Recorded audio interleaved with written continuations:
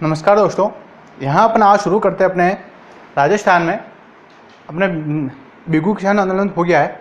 आज नया टॉपिक शुरू करते हैं बेगू किसान आंदोलन। बिजोलिया हो गया है, आज शुरू करते हैं बेगू किसान आंदोलन।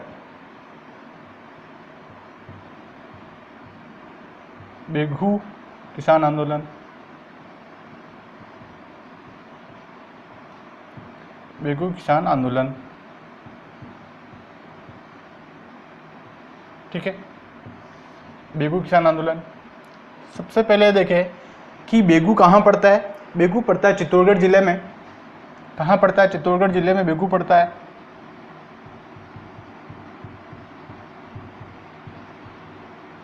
चित्तौड़गढ़ जिले में है बेगू।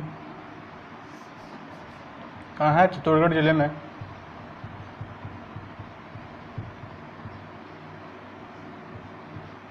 चित्तौड़गढ़ जिले में है बेगू। बेगू की एक तहसील और चित्तौड़ की तहसील है बेगू, वहाँ है बेगू, ठीक है। यहाँ आंदोलन होता है, ठीक है। इसमें बात करें अपन तो यहाँ आंदोलन जो है धाकड़ जाति के किसानों के द्वारा यहाँ पर भी आंदोलन किया जाता है और बिजोलिया में भी धाकड़ जाति के किसानों के द्वारा ही आंदोलन किया जाता है। यहाँ आंदोलन जो है मैनाल भीलवाड़ा में एक स्थान है भेरूकुंड नामक स्थान पर यह आंदोलन प्रारंभ होता है। वहाँ पर धाकड़ जाति के किसान एकत्रित होकर आंदोलन करते हैं। इस आंदोलन का नेतृत्व जो है राम नारायण चौधरी के द्वारा इसका नेतृत्व किया जाता है। यहाँ देखिए अपन इस आंदोलन का प्रारंभ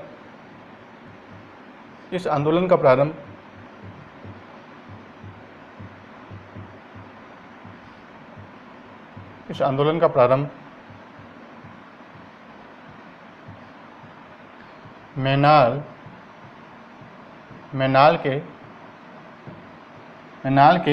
भेरूकुंड नामक स्थान पर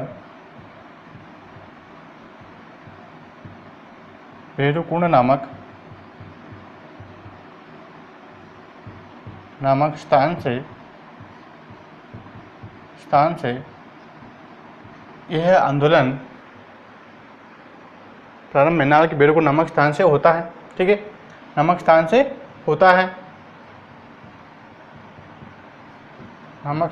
कहाँ से होता है कि ये मैनाल के एक भेरूकुंड नामक स्थान। ये भी प्रश्न पूछा गया है कि बेगू किसान आंदोलन किस स्थान से प्रारंभ हुआ है। बेगू से, बिजोलिया से, मैनाल से और भेरूकुंड से। तो उसमें सटीक उत्तर क्या होगा? भेरूकुंड। क्या होगा? भेरूकुंड, ना कि मैनाल होगा। अगर भेरूकुंड स्थान दे रखा है तो पहले अपने को भेरूकुंड करना है। भेरूकुंड नहीं है, मैनाल करना है। अगर मैनाल भी नहीं है तो फिर अपने को बेगू करना है, फिर भीलवाड़ा करना है, ठीक है। इस प्रकार से तो ये भेरूकुंड नामक स्थान से प्रारंभ होता है, ठीक है। इस आंदोलन के नेतृत्वकर्ता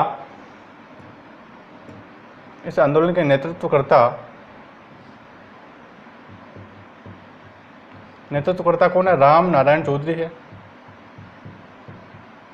कौन है? राम नारायण चौधरी इस आंदोलन के नेतृत्व करता है,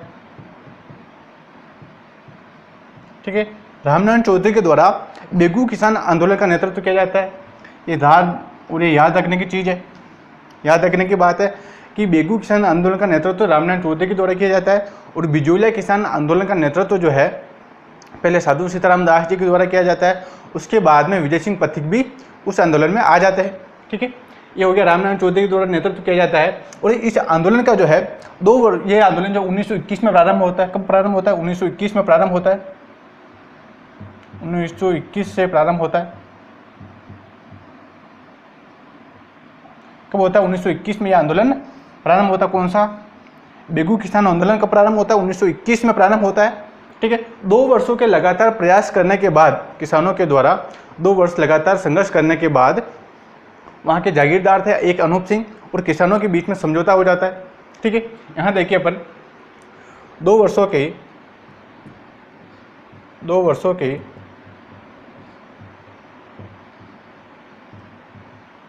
लगातार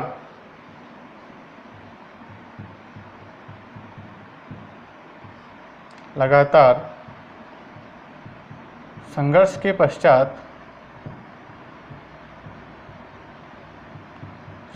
पश्चात बेगू के जागीरदार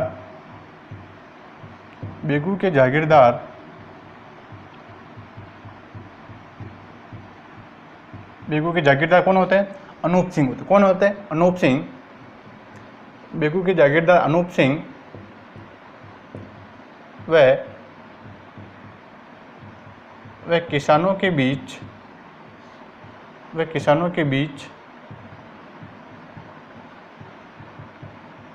समझौता हो जाता है। ठीक है, सबसे पहले तो अपन ये बात करें कि ये आंदोलन होते क्यों थे? क्योंकि जागीरदारों के द्वारा, जो जागीरदार थे अलग अलग क्षेत्रों में, इन जागीरदारों के द्वारा क्या किया गया कि किसानों के ऊपर कर बढ़ा दिया, अलग अलग प्रकार के कर बढ़ा दिए, लाग बाग बढ़ा दी।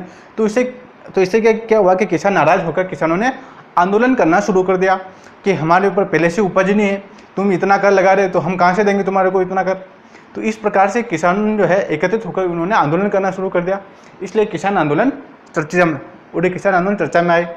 ठीक है, यहाँ पर अनूप सिंह व किसानों के बीच में समझौता हो जाता है। ठीक है, जब इस समझौते का पता जो मेवाड़ महाराणा थे फतेह सिंह जी, जब फतेह सिंह जी को पता चलता है इस आंदोलन के बारे में, तो मेवाड़ महाराणा के द्वारा अनूप सिंह से नाराज होते हैं। किससे नाराज होते हैं? अनूप सिंह से नाराज होते हैं। वह इस समझौते को बोल्शेविक समझौते की संज्ञा देते हैं। देखिए अपन इसमें, जब इस समझौते का पता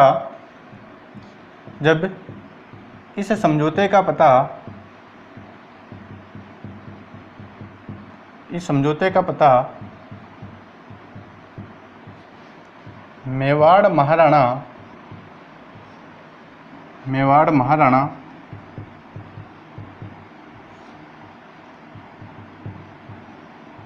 फतेह सिंह जी को चलता है।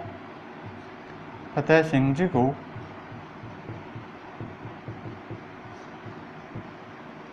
इस समझौते का पता मेवाड़ महाराणा को चलता है, तो महाराणा अनूप सिंह कौन था? बेगू का जागीरदार था। अनूप सिंह से नाराज हो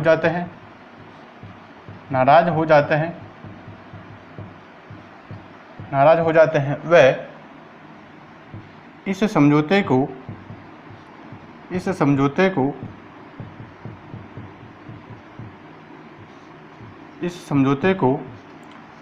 बोल्शेविक समझौते की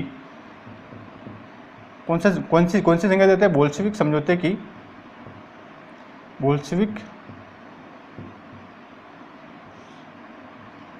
समझौते की संज्ञा देते हैं।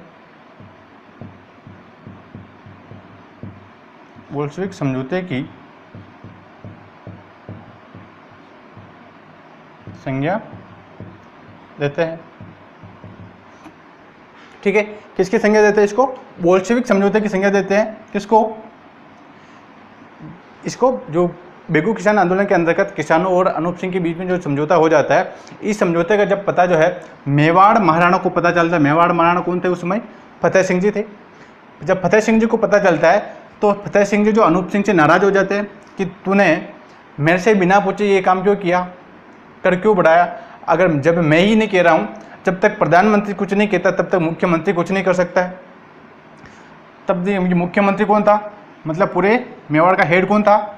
मेवाड़ महाराणा फतेह सिंह जी थे, और ये अनूप सिंह क्या था? जागीरदार थी। मतलब अलग अलग राज्यों के मुख्यमंत्री है। जब तक हेड ऑफिस से आदेश नहीं आ जाता, तब तक उसके दूसरे कार्यालय है, दूसरे ऑफिस है, वह कोई निर्णय नहीं ले सकते। उसी प्रकार से जब तक फतेह सिंह जी कुछ नहीं कहते, तब तक अनूप सिंह कुछ नहीं कर सकता था। तो अनूप सिंह ने बिना पूछे मेवाड़ महाराणा से कर बढ़ा दिया। तो इससे क्या हुआ? मेवाड़ महाराणा नाराज हो गए। किससे? अनूप सिंह से नाराज हो जाते हैं। वह इस समझौते को जो है, इस समझौते को बोल्शेविक समझौते की संज्ञा दी जाती है। कौन सा समझौता कहते हैं इसको? बोल्शेविक समझौता कहते हैं। यह भी परीक्षा में पूछा जाता है कि बोल्शेविक समझौता किस आंदोलन के अंतर्गत हुआ है? तो बेगू किसान आंदोलन के अंतर्गत बोल्शेविक समझौता होता है। किनके बीच में होता है? किसानों के बीच में, और ये अनूप सिंह के बीच में होता है, और मेवाड़ महाराणा के द्वारा इसको बोल्शेविक समझौते की संज्ञा दी जाती है। ठीक है, ये हो गया। जब इससे नाराज हो जाए, जब मेवाड़ महाराणा अनूप सिंह से नाराज हो जाते हैं, तो अनूप सिंह को जो है मेवाड़ महाराणा नजरबंद कर देते हैं। अनूप सिंह को नज़रबंद कर दिया जाता है, नज़रबंद कर दिया जाता है, नज़रबंद कर दिया जाता है। कि नज़रबंद क्या होता है? नज़रबंद होता है किसी एक कमरे में, एक कमरे के अंतर्गत उसको बैठा देना, उसको बाहरी वातावरण का कुछ भी दिखाई नहीं दे कि बाहर क्या हो रहा है, बाहर कौन सी गतिविधियाँ हो रही, क्या काम हो रहा है, क्या हो रहा है, क्या नहीं हो रहा है, उसको कोई पता नहीं बाहर का, ना तो उसको दिन का पता है ना उसको रात का पता है। एक कमरे में बंद कर दिया, वह होता नज़रबंद। ठीक है, तो अनूप सिंह को जो है मेवाड़ महाराणा द्वारा नज़रबंद कर दिया जाता है, एक कमरे में बैठा दिया जाता है कि तेरा यही काम है, तो भाई एक अकेले कमरे में बैठा रहे। तो अनूप सिंह नज़रबंद हो जाता है। तो बाद में और ये बेगू की जागीर की देख रेख के लिए लाला अमृतलाल नामक व्यक्ति को बेगू भेजा जाता है। बेगू की जागीर की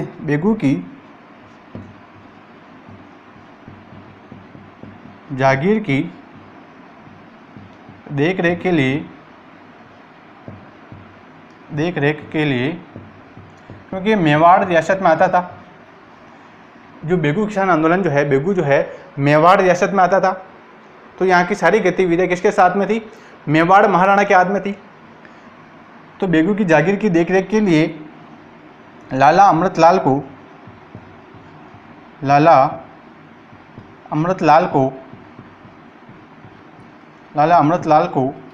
बेगू भेजा जाता है, किसको बेगू भेजा जाता है? लाला अमृतलाल को। फिर वहाँ की बागडोर किसके हाथ में आ जाती है? जागीरदार की देखरेख कौन करता है?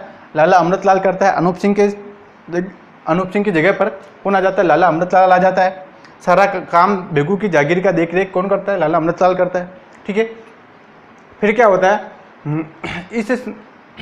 यहाँ पर मेवाड़ महाराणा के द्वारा जेसी टेंच को भेजा जाता है। किसको भेजा जाता है? जेसी टेंच को भेजा जाता है कि तुम वहाँ पर जाके देख आओ, किसानों से बात करके आओ, किसान को बात मान सकते हैं कि नहीं मान सकते। तो वहाँ पर बेगू के अंतर्गत जेसी टेंच को भेजा जाता है। वह जेसी टेंच का जो बेगू के किसानों के द्वारा उसका टेंच का बहिष्कार किया जाता है कि तुमने जो भी यहाँ पर मांगे लेके आए हो, मतलब जो भी समझौता करने के लिए आए हो, हम तुम्हारी बात सुनने के लिए तैयार, जो भी मतलब बात कही थी उन्होंने, उनका बहिष्कार जो किसानों के द्वारा किया जाता है। ठीक है, टेंच का बहिष्कार किया जाता है। वह टेंच जो है अपना एक तरफा फैसला सुनाकर वापस मेवाड़ आ जाता है। ठीक है, यहाँ देखिए मेवाड़ सरकार द्वारा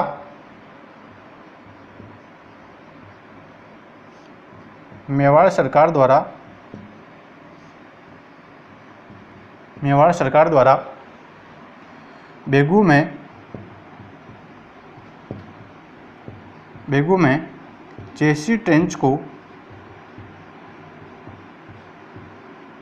भेजा जाता है।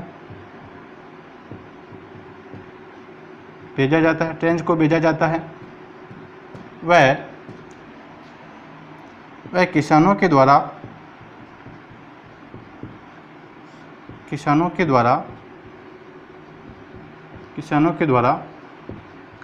टेंच का बहिष्कार किया जाता है। टेंच का बहिष्कार किया जाता है।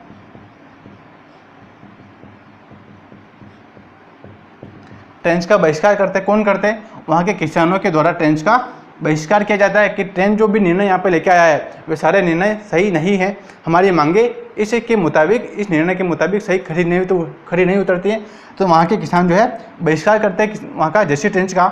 तो जेसी टेंच जो है अपना एक तरफा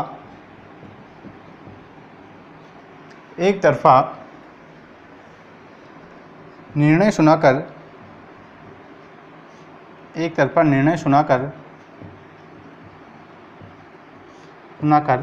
मेवाड़ आ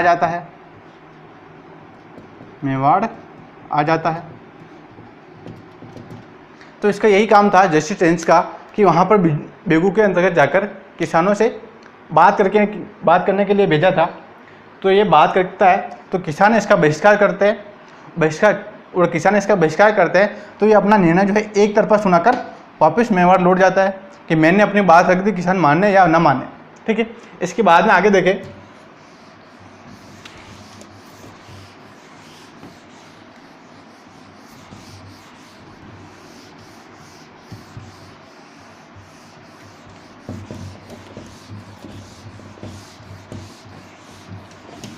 आगे यहाँ पर किसानों के द्वारा एक सम्मेलन का आयोजित किया जाता है कि मेवाड़ महाराणा और ये जेसी टेंच आया, जेसी टेंच के आया, इस फैसले के विरोध में तो किसानों के द्वारा एक सम्मेलन बुलाया जाता है। ठीक है, इस सम्मेलन को देखिए अपन अभी।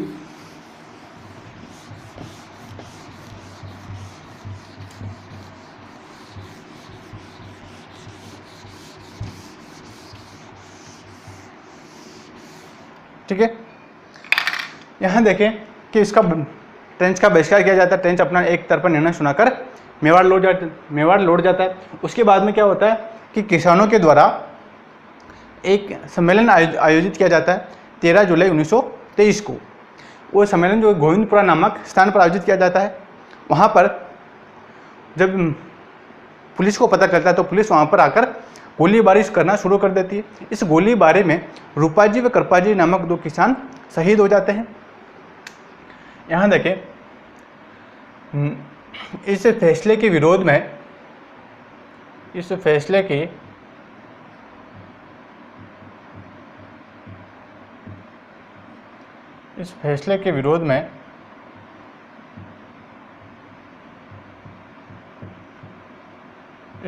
के विरोध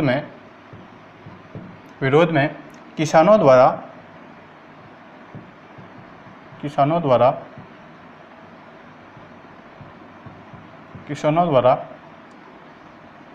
13 जुलाई 1923 को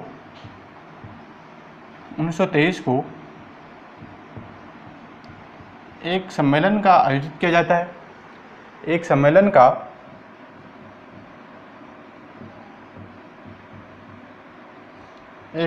का आयोजन किया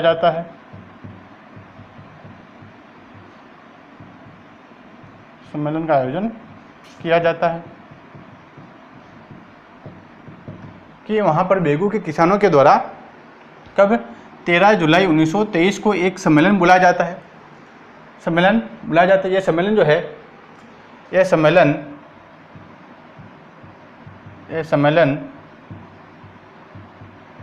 सम्मेलन गोविंदपुरा नामक गांव में बुलाया जाता है। गोविंदपुरा नामक गांव में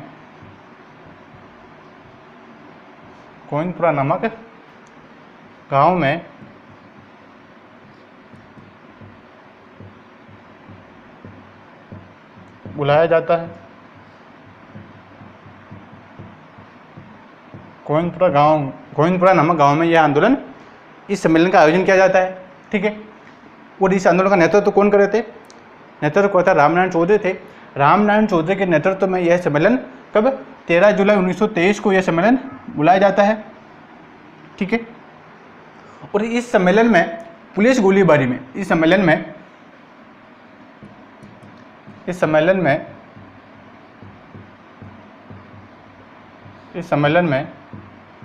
गोलीबारी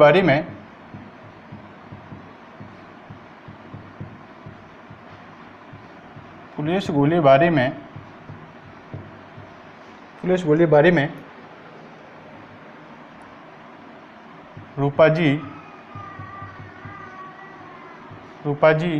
व कृपाजी नामक 2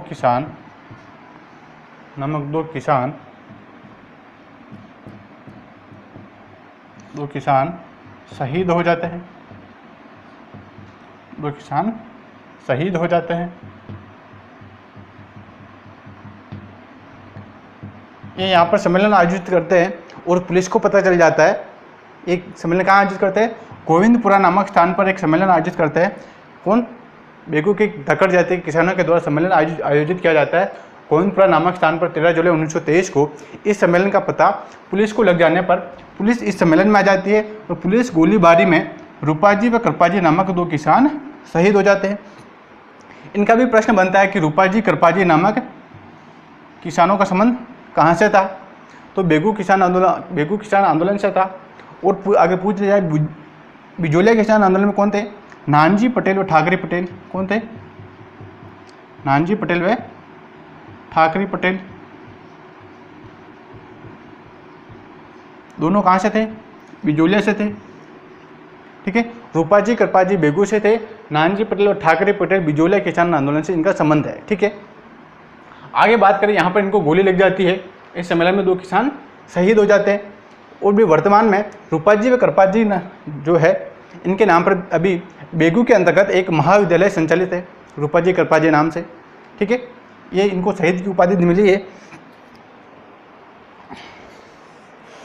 आगे देखें कि इस आंदोलन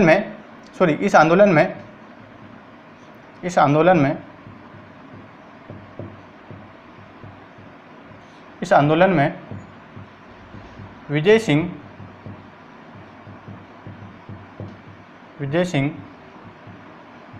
पथिक जी भी इस आंदोलन में विजय सिंह पथिक भी आ जाते हैं। वह इनको 10 सितंबर 1923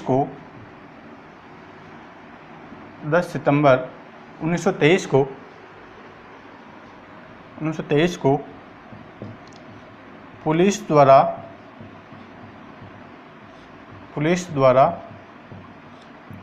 गिरफ्तार कर लिया जाता है।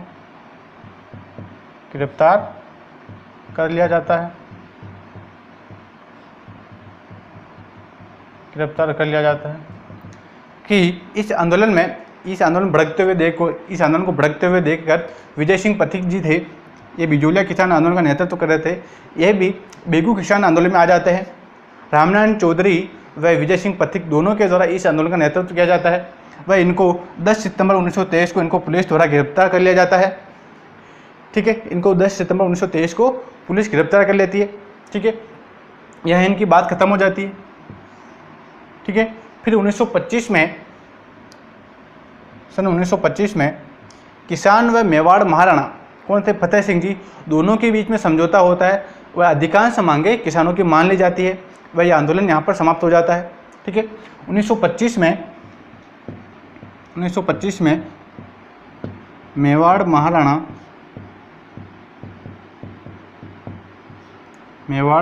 वह किसानों के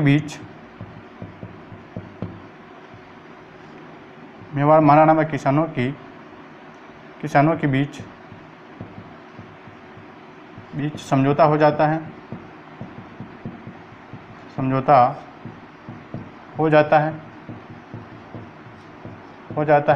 वह इस समझौते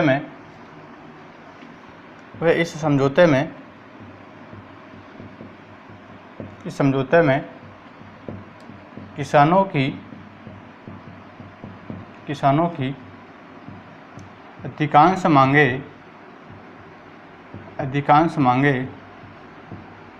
मांगे मान ली जाती हैं। कि मेवाड़ महाराणा द्वारा सन 1925 में जो भी किसानों की मांगे थी, वह मांगे जो है मेवाड़ महाराणा व किसानों के बीच में समझौता हो जाता है। ठीक है, समझौता हो जाता है दोनों के बीच में, और किसानों की जो जितनी भी मांगे थी, अधिकांश मांगे मेवाड़ महाराणा द्वारा मान ली जाती है। ठीक है, जो होना जा हो गया कि अब इस आंदोलन को ख़त्म करो, बंद करो इसको। ठीक है, अधिकांश मांगे किसानों की मान ली जाती है, वह आंदोलन समाप्त हो जाता है। यह आंदोलन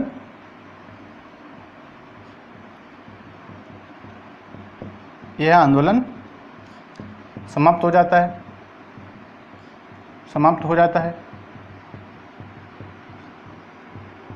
ठीक है, यह आंदोलन यहीं पर समाप्त हो जाता है 1925 में। और यहाँ पर मेवाड़ महाराणा द्वारा मेवाड़ के अंतर्गत यहाँ देखें एक अखबार है, जैसे नवीन राजस्थान अखबार जो है, नवीन राजस्थान है और राजस्थान केसरी है, प्रताप है, इन अखबारों का जब मेवाड़ में प्रवेश हुआ, उनके प्रचार प्रसार के ऊपर मेवाड़ महाराणा द्वारा पाबंदी लगा दी गई। क्यों लगाई? क्योंकि ये किसान आंदोलन चल रहे थे, क्योंकि बिजोलिया किसान आंदोलन भी चल रहा था, बेगू किसान आंदोलन भी चल रहा था, और बाहर असहयोग, अपने भारत के स्तर पर असहयोग आंदोलन भी चल रहा था। उसका प्रभाव जो मेवाड़ की जनता के ऊपर ना पड़े, इस कारण मेवाड़ की जो राजा थे, मेवाड़ महाराणा के द्वारा इन पत्रों की प्रचार और प्रसार पर यहाँ पर पाबंदी लगा दी कि यहाँ पर मेवाड़ क्षेत्र में कोई भी अखबार नहीं आएगा, कोई भी समाचार पत्र नहीं आएगा, पाबंदी लगा दी। यहाँ देखिए अपन, ठीक है, एक पत्र था द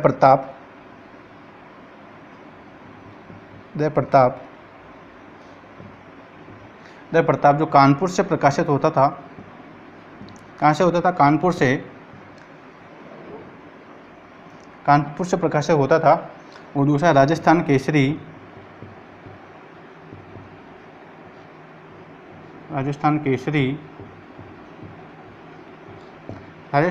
जो है वर्धा महाराष्ट्र से प्रकाशित होता था, ठीक है। और तीसरा है नवीन राजस्थान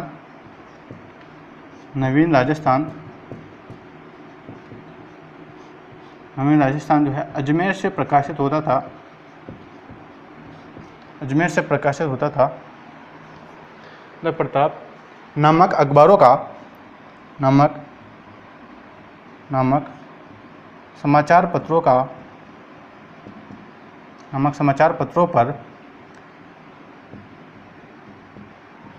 पत्रों पर मेवाड़ में प्रवेश व प्रचार प्रसार पर पाबंदी लगा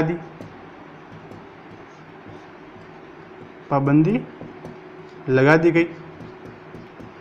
इसके द्वारा लगा दी गई मेवाड़ महाराणा के द्वारा कि मेवाड़ रियासत में कोई सा भी अखबार नहीं आएगा, ठीक है, क्योंकि ये अखबार जो है जन चेतना का कार्य करता है, कि लोगों में चेतना पैदा करने का कार्य कौन करता है? अखबार करता था। इसी कारण अखबार जो है अभी वर्तमान में भी अखबार जन चेतना का कार्य करता है। देश विदेश की खबरों का जो है व्यक्ति को अखबार में बता देता है। वहाँ पर उस समय द प्रताप अखबार था, कानपुर से प्रकाशित होता था, और राजस्थान केसरी अखबार जो है वर्धा महाराष्ट्र से प्रकाशित होता था, और नवीन राजस्थान जो है अजमेर से प्रकाशित होता था। इन तीनों अखबारों के ऊपर जो है, तीनों अखबार ज़्यादा पहले चलते थे।